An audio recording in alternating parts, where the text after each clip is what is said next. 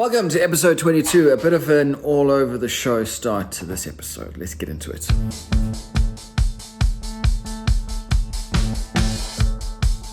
All right, story time. I need to get something off my chest. Part of the reason I am telling you this story now is because it's been 2 hours and it is still bugging me. Earlier today, I got an email from someone who wanted a very simple square 300 by 300 piece of timber that they could mount a kind of trophy on top of. So 300 by 300, 50 mil thick, chamfered edges, painted black. That was it. That email came through at 4:30. I replied at 5:30. He phoned me at 6 and said, can this be done before 11 a.m. tomorrow? So the time was super tight, absolutely no leeway for anything, no conversation. We just need to get this done. So on the call, he's asking for a rough price. And I said, well, I charge $60 an hour for my time. And I don't think this is going to take more than 2 or 3 hours. So at most, $180 plus materials on top of that. And now that is a lot of money for something so simple.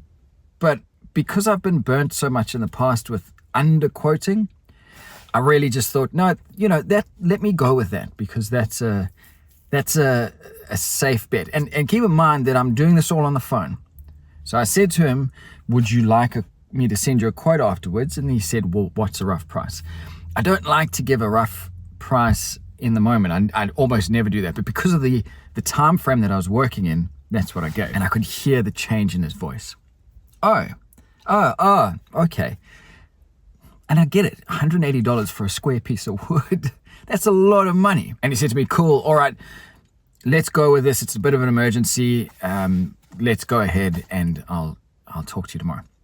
So I run downstairs and I start looking around. I've actually got plywood and pine lying around. So I think, oh, awesome. I start gluing up some of the plywood to get it close to the thickness that I need. And I think, this isn't going to take me 3 hours. I can get this done in an hour. I'm literally texting the guy to say, actually, $80 and it's all yours. And he calls me.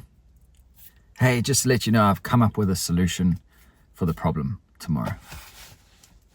And I just think, fuck. Because here's the rub. He needs one for tomorrow and then potentially 12 more down the line. He's also part of a very well-known franchise here in Townsville. So I really, really wanted to secure this. Even if it was a bit of a loss, I really wanted to make sure that I potentially secured the business going forward. And I said to him, oh, that's a pity, because I've already got the materials here, which is going to reduce the cost. I can do it for 80. And he kind of perked up a bit and said, oh, okay, that's good. Well, what I'll do is don't worry about it for tomorrow, but the rest going forward, I'll give you a buzz next week and we can go from there. But I have a sneaky suspicion that was, I'll call you, don't call me. So part of me is happy that I stuck to my guns with, this is what I charge. This is what I cost. I'm not going to undersell myself. It is what it is. But I'm also a bit annoyed that I went in at such a high price for a simple job, and that's potentially caused me to lose it, because this is easy work. I will text him I'll call him in a week's time and say, can I still do this? Let's make a deal. I'm going to try and claw it back, and hopefully I'll be able to keep this job. But that's my Monday evening for you. Being a business owner is an emotional roller coaster. So I didn't just want to leave it there in the interest of trying to get something more out of this potential lead. I went ahead this morning and made the piece that the guy was after. So it's a nice version of it. It's made with silky oak. It's essentially more than he was asking for. So I'm now going to send a picture of that to the guy. It took me about an hour, which is what I expected. So I'm going to sell it to him for the price that I gave him yesterday.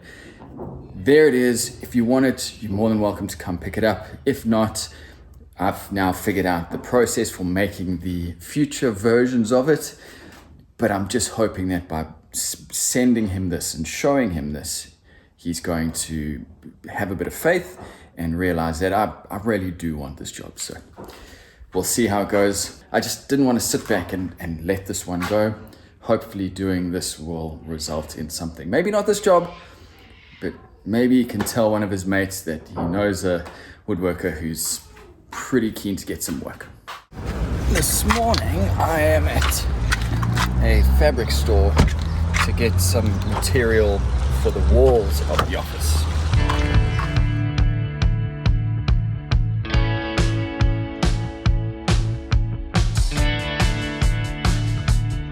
So I ended up with this material.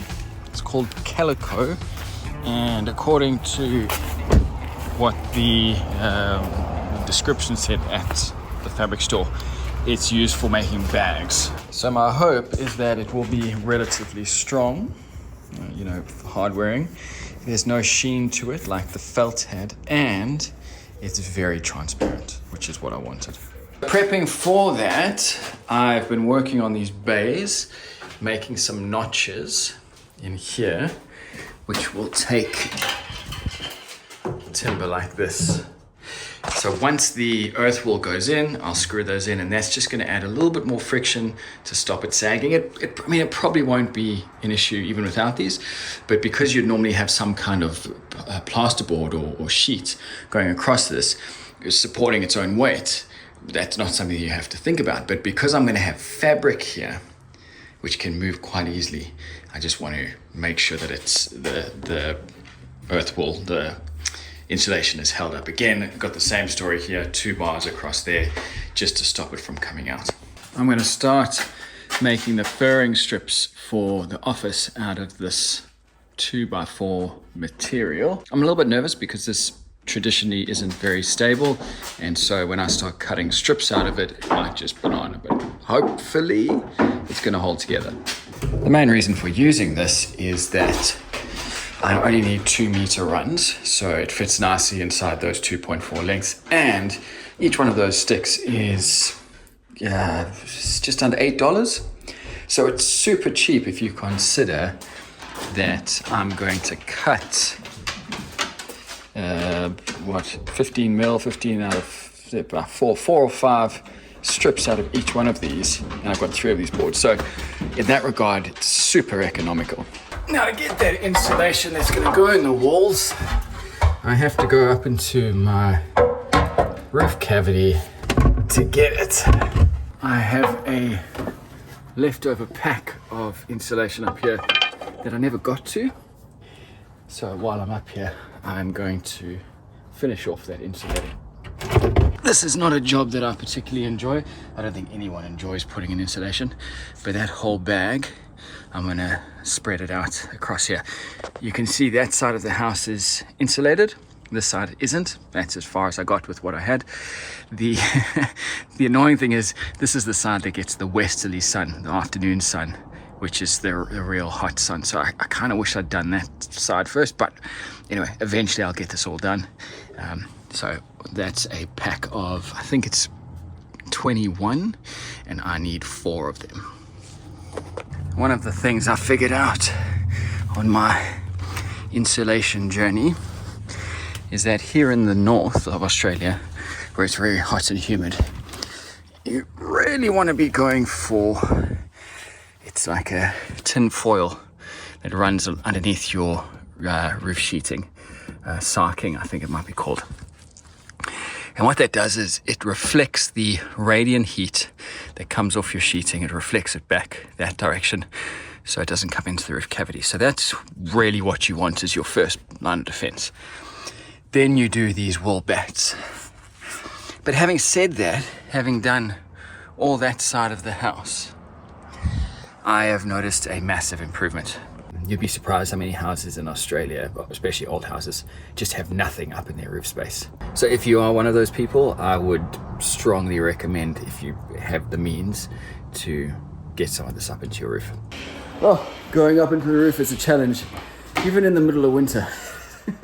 I'm still drenched in sweat. I had a barbecue on Friday night because some friends of mine from Canberra, who I met at the Wood Dust Festival in 2018, I think it was.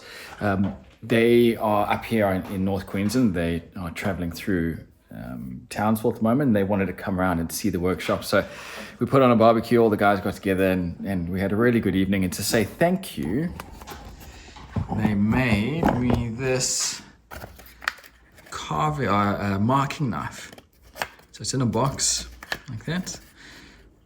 Name carved into it. Lid pops off. And look at that.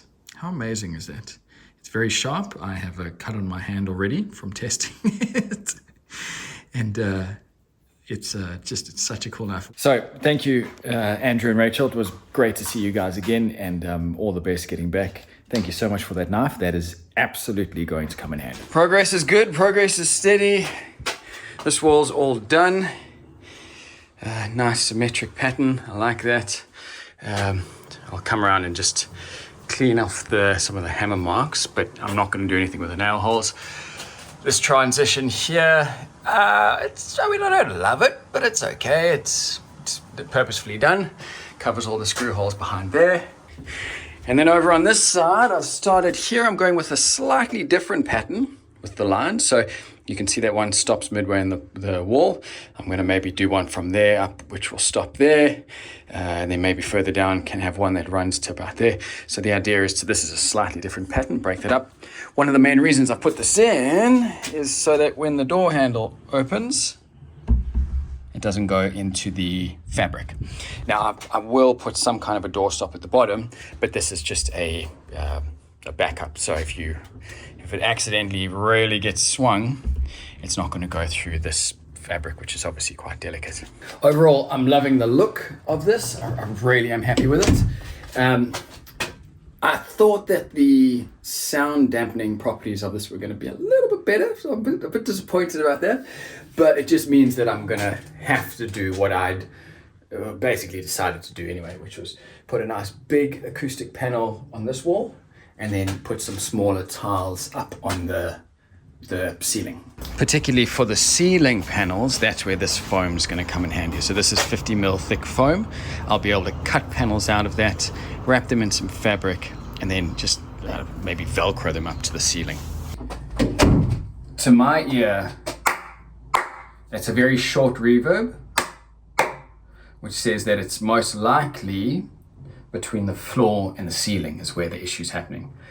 Because you've got a solid wall here and there, so it could be bouncing across there, but with this section of acoustic treatment, that should be catching a lot of it, and again over there. So most of the sound on the vertical walls would be getting caught in there, but because the ceiling and the floor are wide sections of hard surface, I think that's a lot of the issue. So once I put some of those panels up on the ceiling, that should cut down a lot. I mean, don't get me wrong, the difference that just that section has made has been massive, but I was expecting more. All right, that is me for the day and the week. I'm off to Magnetic Island this weekend for a bit of a holiday.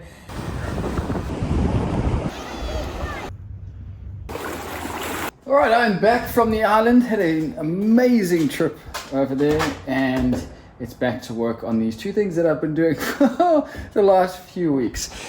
I have done the first wide glue up of the Silky Oak table, which is quite exciting. So this is coming in at 375 mil, which is wide enough to go through my thickness. So I've joined to the underside. I'll get this glued up, and then I can bring this down to final thickness, which will be 25 mil. The thinnest board on here, sitting at 27, so I don't have too much to play with, but I'll do this, then I'll do this glue up, and then this glue up, and then bring everything together. The office, the room itself is done. I've finished up all of the horizontal paneling, and the last thing I did yesterday after doing all of these furring strips was to add this Silky Oak window frame. It's pretty simple, nothing too fancy. It's got a couple of mistakes, but they're so minor, I'm not worried about it. The main thing is that it just adds a bit of dressing to this window, so that's cool as is. So now I'm finishing up the last bits of filming. I've just got to do the outro, a little bit of voiceover, and then I get to finally wrap up this video, and we'll probably publish it next week, Wednesday, just kind of in line with my schedule.